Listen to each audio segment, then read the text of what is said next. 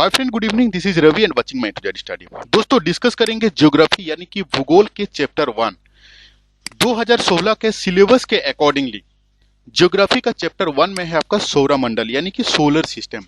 दोस्तों, हम लोग बचपन से सोलर सिस्टम के बारे में जानते आ रहे हैं। आज हम लोग उन सारे पॉइंट्स को डिस्कस करेंगे जो एग्जाम के पॉइंट ऑफ व्यू से इंपॉर्टेंट है।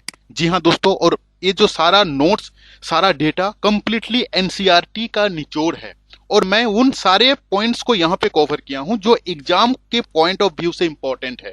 ठीक है, बिल्कुल स्किप मत करना। 15 मिनट का सेशन रहेगा और इस 15 मिनट का सेशन में इस चैप्टर का सारा इंपॉर्टेंट चीज मैं आपका दिल दिमाग दोनों में बैठा दूंगा। बिल्कुल स्किप मत करना, पूरा वीडियो को वॉच करना। ठीक है, देखो पहले डिस्कस करते हैं हम लोग सौरमंडल के बारे में, यानी कि 8 ग्रह है। जी हाँ दोस्तों, 9 ग्रह था, लेकिन क्या हुआ कि प्लूटो जो था ना, प्लूटो को क्या क्या वैज्ञानिकों ने प्लूटो को ग्रह के श्रेणी से हटा दिया। ठीक है, अभी हम लोग के पास में क्या अवेलेबल है? बुध, शुक्र, पृथ्वी, मंगल, बृहस्पति, शनि, अरुण और वरुण। जी हाँ, क्या है? सौरमंडल में 8 ग्रह है। बुध, शुक्र, पृथ्वी, मंगल, बृहस्पति, शनि, अरुण और वरुण। सौरमंडल में 9वां ग्रह यानी कि प्लूटो था, लेकिन वैज्ञानिकों ने प्लूटो के ग्रह की श्रेणी से हटा दिया। ठीक है, देखो सौर प्रणाली का जो खोज है वो किसने किया है? ये एक बहुत इंपॉर्टेंट क्वेश्चन है। ठीक है, इसका खोज किसने किया है? कोपरनिकस ने। और ग्रह की गति का नियम, ग्रह का गति का नियम किसने दिया है? केल्पर ने दिया है। ये दोनों क्वेश्चंस हमेशा आता है कि सौर प्रणाली का खोज किसने किया है और ग्रह का गति का नियम किसने दिया है। तो इसका सही आंसर क्या होगा? कोपरनिकस और केपलर। देखो नेक्स्ट क्वेश्चन पे आते हैं हम लोग। अब एक एक चीज को डिस्कस करेंगे। पहले डिस्कस करेंगे सूर्य के बारे में। सूर्य पृथ्वी के सर्वाधिक निकट का तारा है। ठीक है ना, क्या है? सूर्य क्या है? एक तारा है। सूर्य के गैसीय गोला में क्या है? हाइड्रोजन 71% है, हीलियम 26.5 और अन्य तत्व जो है 2.5% है। सूर्य के केंद्र पर हाइड्रोजन के 4 नाभिकीय मिलकर एक हीलियम नाभिक का निर्माण करता है, जो हम लोग बचपन से पढ़ते आ रहे हैं। इसके केंद्र पर नाभिकीय संलयन क्रिया होती है, जिसके चलते सूर्य के क्या होता है? प्रकाश निकलता है, ऊर्जा बनता है, जो सूर्य के ऊर्जा का स्रोत है। ठीक है, याद रखना। सूर्य के प्रकाश की पृथ्वी तक पहुंचने में 8 मिनट 16 सेकंड समय लगता है। सूर्य में काला धब्बे का वह स्थान है जो प्रकाश उत्सर्जित करने में असमर्थ होता है। ठीक है, ये सारे पॉइंट जो है इंपॉर्टेंट है एग्जाम के लिए। अभी हम लोग पढ़ेंगे बुध के बारे में। यह सौरमंडल का सबसे छोटा ग्रह है और सूर्य के सबसे निकट है। ठीक है, पूछेगा कि सौरमंडल का सबसे छोटा ग्रह का नाम क्या है, तो आपको याद रखना है। इस ग्रह पर दिन में अति गर्म होता है और रात में बहुत ठंडा होता है, यानी कि बर्फीला होता है। बुध सूर्य के परिक्रमण सबसे कम समय लेता है, यानी कि 88 दिन में क्या करता है? पूरा कर लेता है। केवल 88 दिन में वो क्या करता है? पूरा कर लेता है। इस ग्रह पर वायुमंडल नहीं है, इसलिए वहां जीवन संभव नहीं है। ठीक है ना, यहाँ पे वायुमंडल नहीं है, इसीलिए यहाँ पे जीवन जिंदा नहीं रह सकता है। इंसान हो, प्राणी हो, कोई भी, यहाँ पे जीवन संभव नहीं है। इस ग्रह का उपग्रह नहीं है। पूछ लेगा कि किसका किसका उपग्रह नहीं है और आपको ऑप्शन दे देगा, तो आपको याद रखना है कि बुध। देखो शुक्र, यह पृथ्वी के सबसे निकट का ग्रह है। ठीक है ना, पृथ्वी का निकट का ग्रह सबसे कौन सा है? शुक्र है।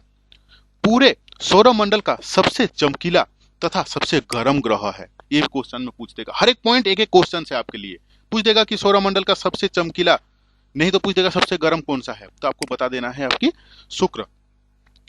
शुक्र अन्य ग्रहों की विपरीत सूर्य की परिक्रमा पूर्व से पश्चिम की ओर करता है। देखो यही है जिसके चलते क्या है ना कि वहां पे सूर्योदय जो है ना वो पश्चिम की तरफ होता है और सूर्य अस्त जो है वो पूर्व की ओर होता है। जैसे हम लोग के यहाँ पे क्या है, पृथ्वी में या दूसरा ग्रह में क्या है, वहां इसके जैसा कौन है? और एक है वो है अरुण।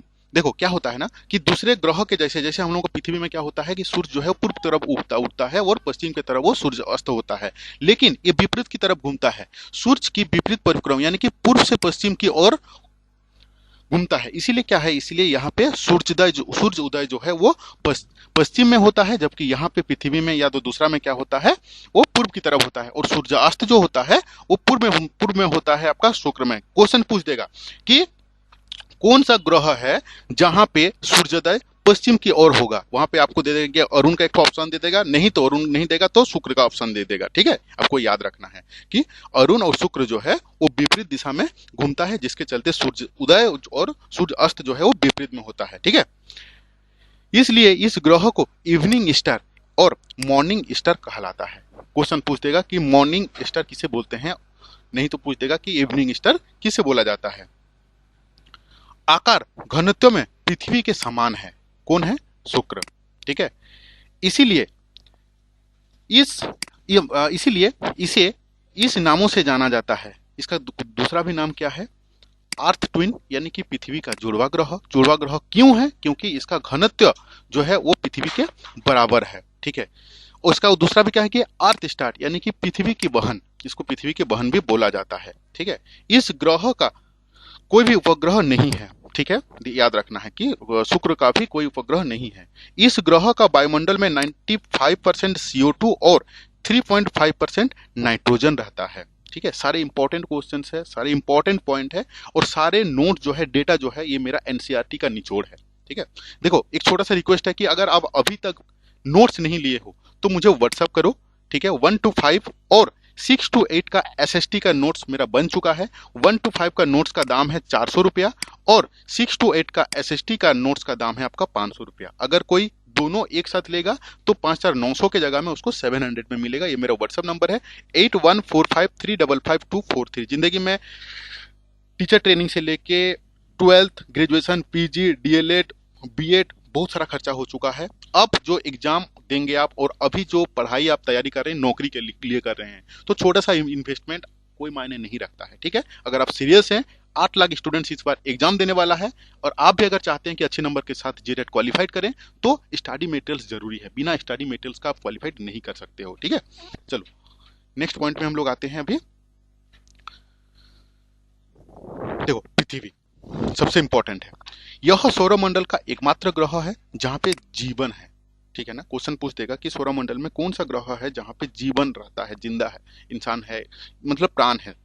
तो उसका आंसर क्या हो गया आपका, पृथ्वी। पृथ्वी के विषुवत व्यास और ध्रुवीय व्यास के बीच में लगभग 43 किलोमीटर का अंतर है। ठीक है ना, तो विषुवत व्यास कौन सा हो गया, ये 12,756, और ध्रुवीय व्यास को क्या कौन सा हो गया, ये वाला, यानी कि 12,714। ये तो ये दोनों का बीच में जो गैप है ना वो 43 किलोमीटर का है।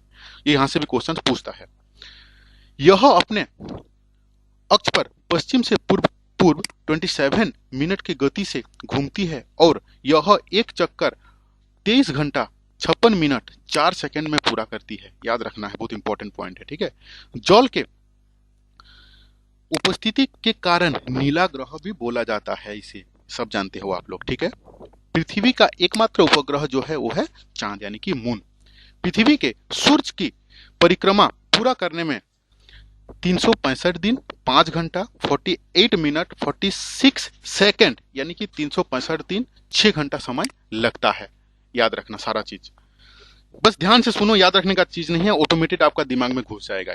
सबसे अधिक चमकीला तारा साइरस, यानी कि डर्ट स्टार, पृथ्वी से 9 प्रकाश वर्ष दूरी पर स्थित है। पूछ देगा कि साइरस जो है वो पृथ्वी से कितना डिस्टेंस पे है, तो 9 प्रकाश वर्ष दूरी में है। ठीक है, यहां से क्वेश्चन आया हुआ है।